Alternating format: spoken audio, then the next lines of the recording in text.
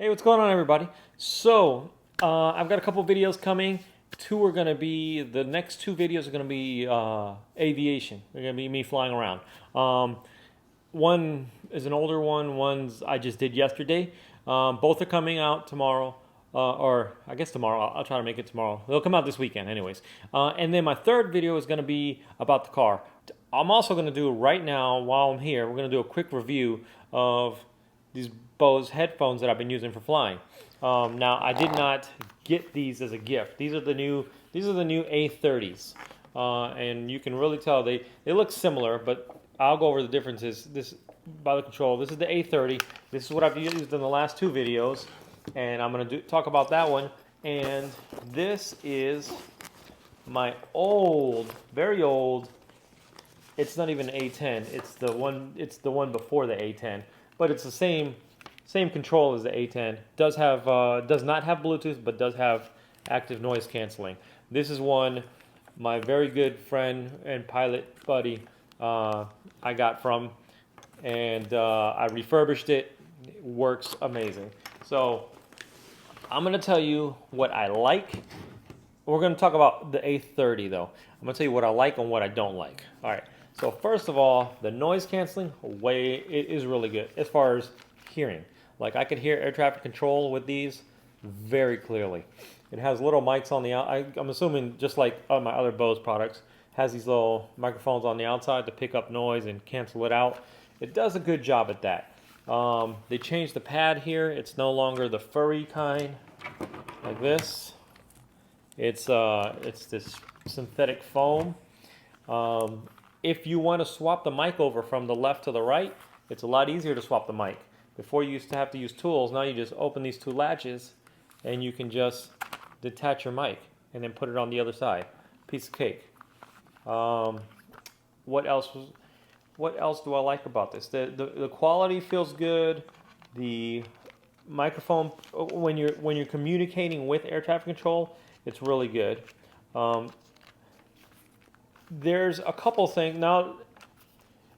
Build quality is super great. There's no like on these. There's no wire right here. So if you look at the older ones, and this goes from this one, the A10 and the A20s, they all have this similar design where you see the little wire hanging right there. They all have that. Build quality is really good. They did a really good job. I think the reason that Bose made these headphones was not for me. They're fully adjustable. I mean, you have a big head, got a small head. They're really nice. They're very plush. The leather here is very plush material. I don't even know if that's actually leather or whatever material it is. It's super nice. Let's talk about the control.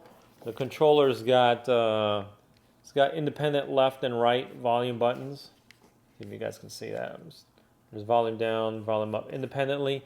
You've got power on. In the middle you have high, medium, low. This is your noise canceling, the top section. There's your button for your Bluetooth.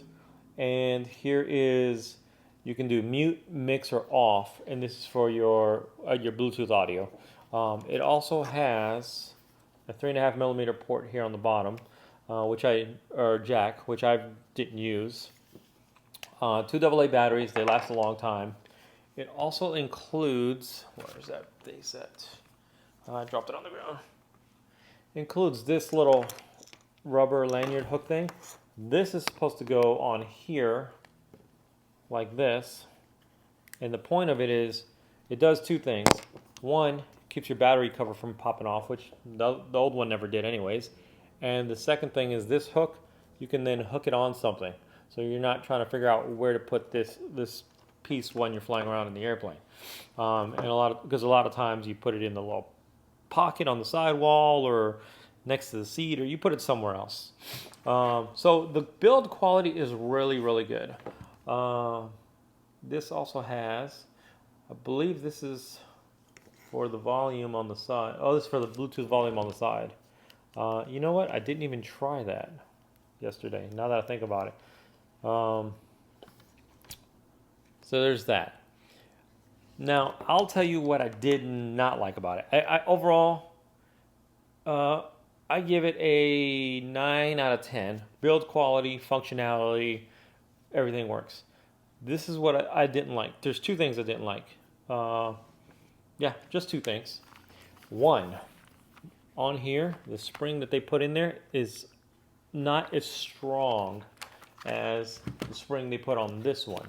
And the A10, A20s have this same exact headband with this really strong spring. What's great about this spring is it seals. See how tight it seals? It seals really well on your head. On this one, you can see these. See how they touch? Look at this. They don't touch. You can't even push it together. The design is different. Also, it seems to snap back, but trust me when I tell you, when I was wearing this does not seal as well on my head and over my ears.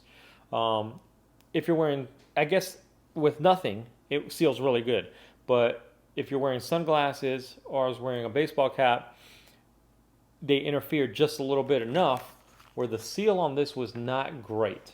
I could actually, the noise canceling was wonderful and it did a good job, but I could still hear a lot of noise coming in through the seal from the airplane.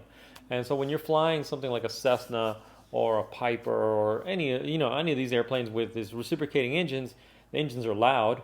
The airflow around the airplane is loud. It's a lot of noise, and it really didn't do the job I wanted it to do. Now, if you're flying a jet, if you're flying a Cirrus, if you're flying anything like that that's got really good sound deadening, it's significantly quieter, these are wonderful. I could see flying in a jet, any kind of jet, or a fast airplane, or any long haul airplane. These would be good because that less clamping force makes them more comfortable. And don't get me wrong, they still seal, they still do a good job, but they don't seal around my ears as good as these did. And these are old, refurbished but old. And it all has to do with this spring in here and the head clamp or headband design. I mean, you can just see the differences. It's a pretty significant difference. So that's one thing I didn't like. The other thing I didn't like is actually turning this on and off. These buttons are very, very recessed and they're hard to push. I didn't like that because I just thought over time you're having to push so hard, it's probably going to come to a time where they don't work. The buttons on this are recessed also, but they're easy to push. Look at that. I just barely touched it and it turns on. They're very easy to push. The Bluetooth version has the other Bluetooth button, and it's a soft rubber button, very, very easy to push. The left and right on here, I think, are easier because they're on the edges. Here, they're inside, so you have a guard on the outside. And I guess that guard was on purpose so you don't accidentally turn them up. But I actually didn't have a problem with them being on the outside, because on the outside is the button on the old style. They move the buttons to the inside. So I actually like the old style better. This one doesn't have Bluetooth. The battery pack, like I said, it slides up to unlock and slides down. I've never ever, it's a secure lock. I've never had an issue with that opening up. What was the other thing? The other thing was the Bluetooth. So I've actually flown with this. This is the old one, no Bluetooth on here. But when I fly, especially when I'm flying by myself, I connect my iPad with ForeFlight to the airplane's GPS using Bluetooth. And the airplane's GPS, it gives me all the alerts. It tells me, what runway I'm approaching because of ForeFlight. It tells me what runway I'm approaching, how much distance I have, watch out for traffic, all that stuff. And I hear it through here. Even though this doesn't have Bluetooth, I still hear it. This one with Bluetooth, and I connected this to my iPad, and I did a cross-country flight. I flew almost 3 hours yesterday. Only once did I actually hear it say, what did it say, air traffic? Or I think it gave me runway information. Only once. And I even tried turning off Bluetooth, turning it on. disconnecting it from my iPad and only connecting it to the airplane like I did with the old headset, connecting it to my iPad and not the airplane, it didn't matter for whatever reason. And I don't think there's anything wrong with this one, with the newer one. I think there's something, probably a different way to do things, or maybe the Bluetooth priority is different, so it decides what you're gonna hear. I don't know, but I didn't like that. So in the end, I really like this headset. It's really good. If you don't have a Bose headset at all whatsoever, then yeah, it's totally worth it. It is really good. If you have an A10 or an A20, is that worth the upgrade? I don't think so. I'm completely honest. I paid for this, by the way. This is not, no one gave this to me. So my honest review is the A30 is not worth it. Buy an A20. I've used A20s, which is an upgrade to this, and actually even the A10 with Bluetooth is an upgrade to this. This is the THX or whatever. This is the predecessor to the A10. But if you have an A10 or A20, or actually just, I would go to an A20. They're great. If you need a headset, if you want to upgrade, get a A20. A20 is phenomenal. I think if you're flying something small, piston, airplane, if you're in flight training, if you're doing something, an A20 is fine. This is for, you're a career pilot. You're an airline pilot. You are flying for work and you have a nicer aircraft that has soundproofing. That's what this is for.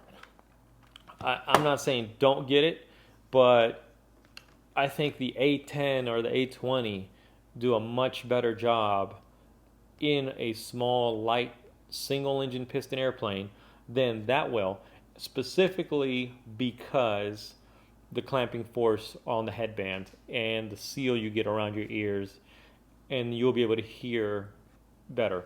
Now, I'm not knocking it 100%. I will say the audio quality of air traffic control on the new A30 is better. Clearly better. Like, you never struggle to understand. The clarity is phenomenal. But you can also hear the airplane and the engine and all the noises and all the ambient noises that you don't want to hear. That's my only knock to this. The Bluetooth, I think that's more user error. I don't think there's anything. I think it works fine. It's probably just me. So that's my quick little review. I just wanted to make a review, make it short, make it something. I haven't put out a video in a while. So that's what I've been playing with recently in the last few weeks. I've been flying. So thanks for watching that. If you've stayed this long, thank you. I know it's kind of dry and cut, but I wanted to make a video. I haven't made a video in a while, and I figured why not make a review video. These are going back. I'm selling them, or I'm returning them actually. The one thing I love about Bose is they have a trial. If you're not happy with them, you can return them, no questions asked. I love my old ones. They work great. I will be purchasing a Bose A20. So don't worry. I still have my old ones, and I'll probably fly with my old ones, but I will be purchasing the Bose A20. I really think the A20 has the very same headband as this that clamps really well. Look how well that clamps. I love that. So the A20 is going to be on my list of things to purchase. So that's the end of this video, and stay tuned for the next video.